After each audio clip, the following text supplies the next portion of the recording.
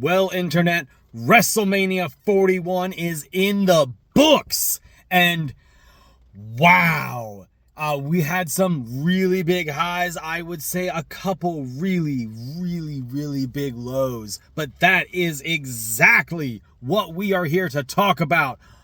Ladies and gentlemen, welcome to the Only Kind of Everything review of WrestleMania 41. Now, I'm going to use the exact same card order I had here for my predictions video, which is also interesting because I can exactly tell you if I got right or wrong my calls here. Now, we are going right in with the first match, was Gunther versus Jey Uso. Now, I did predict Gunther was going to win, and I'm not mad at all that Jey Uso has won. Wow, it was a good match, a great way to start that WrestleMania night one off. And realistically speaking, it was a great way to start off WrestleMania in totality. A title change that maybe not a lot of people saw coming. I am impressed with the fact that Gunther went out to that rear naked choke. Jey Uso basically had to use Gunther's moves against him there to get the win. And, thinking back about it, I probably could have gone with Jey Uso winning here, especially with what happens later in the card, because I don't think Jey Uso is going to be holding that title for very long, but I digress. The next match that we're going to talk about was the Tag Team Championship match. The War Raiders defending against the New Day. And, man, I'll be honest, that match was good. You had the spots against the ringside. You had I don't want to go into super detail on every match because we'll be here forever. It was a good, solid tag team match. The New Day got the win they really needed. I kind of said in my prediction video that the New Day needed this more than the War Raiders, just because the New Day really needed to start cementing this heel run from that Big E turn. The next match we're going to talk a minute about is El Grande Americano taking on, yes, it was a Rey, but not Rey Mysterio. It was Rey Phoenix. Now, going back to my prediction video again real quick, I did say that I thought Rey Mysterio was going to win this match and unmask Americano.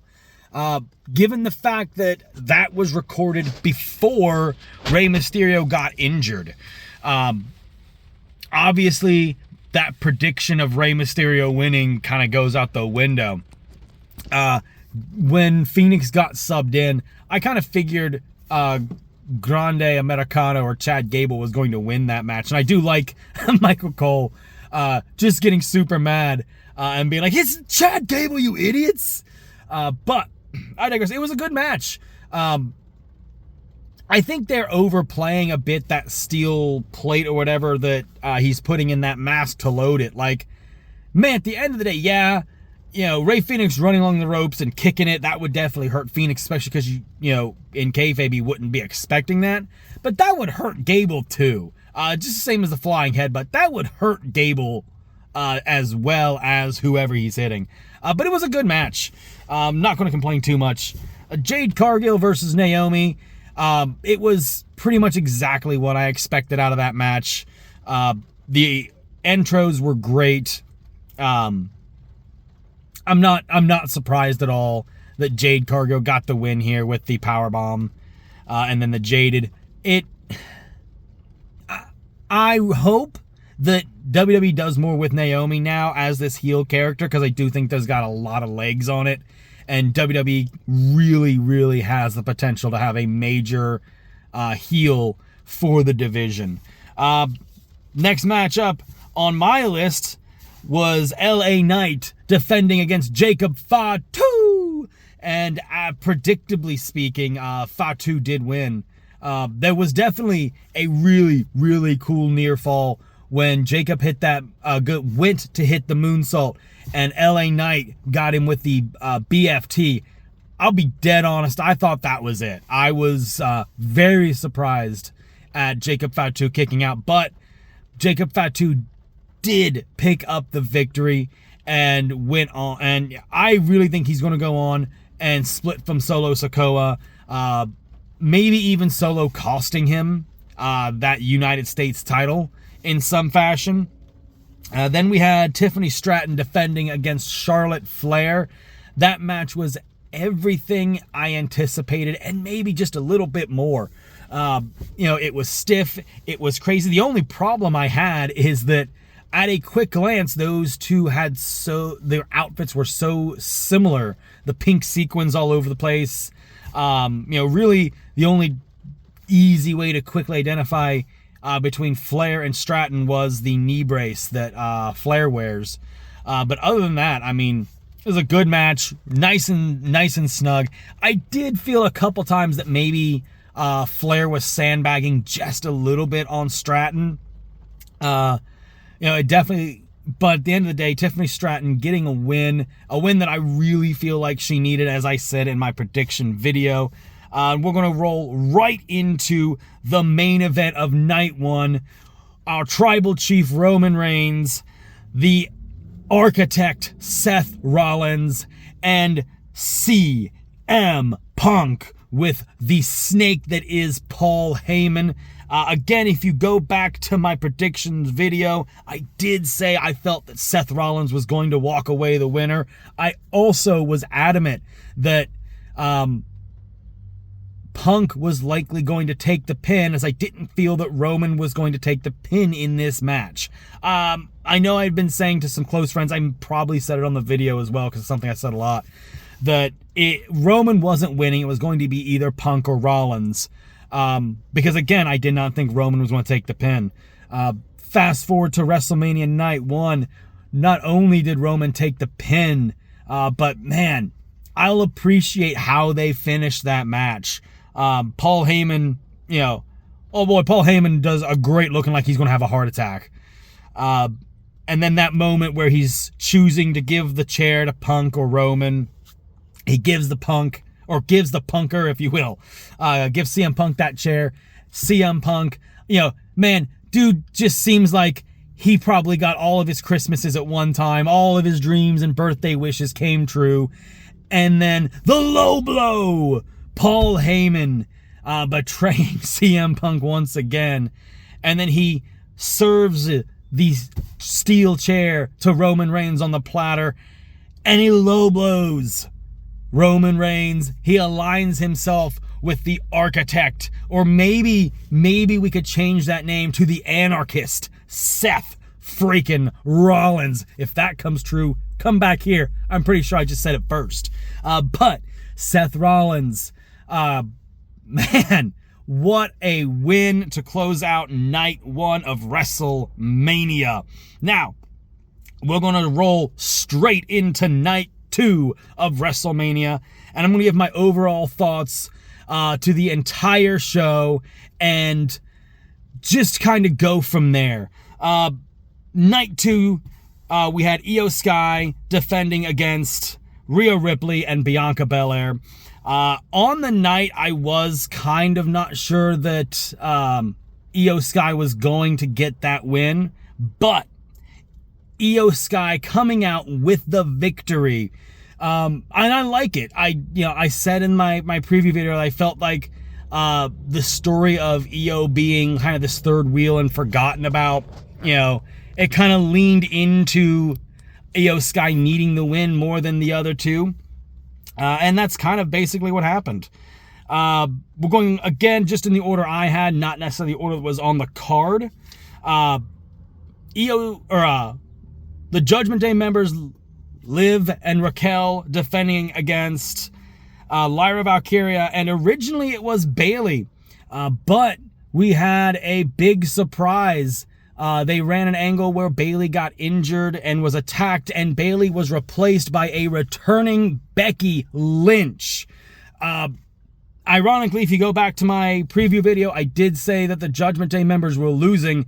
Becky Lynch kind of sealed that. I still do think that it's It's an issue that the women's Intercontinental and the women's tag team are together. I do feel they need to separate those belts and give some uniqueness to both the women's title, both the women's Intercontinental and women's tag team titles, because they've kind of been a background piece for a while. This doesn't help either of those belts, in my opinion, but Becky Lynch having the gold is definitely a big deal. Then we're going to move right into AJ Styles versus Logan Paul. Look, you know, I really wanted AJ Styles to win this. That's what was my prediction.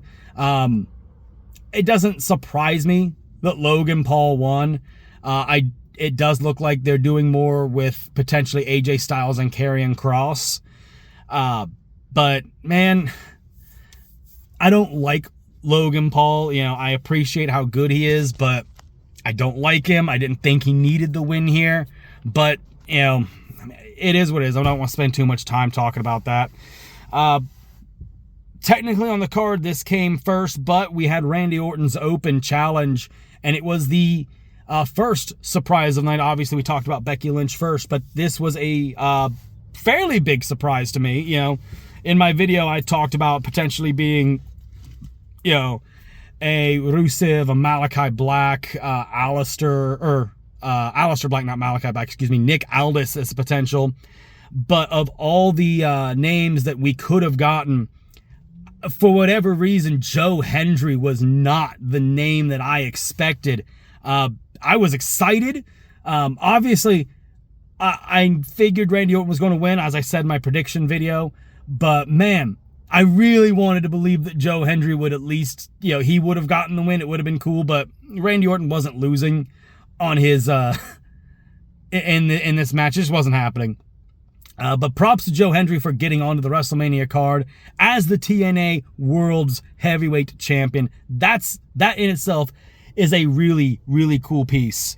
The next match we're going to talk about really, really fast here is Braun Breaker defending his Intercontinental Championship against Penta, Finn Balor, and Dominic Mysterio.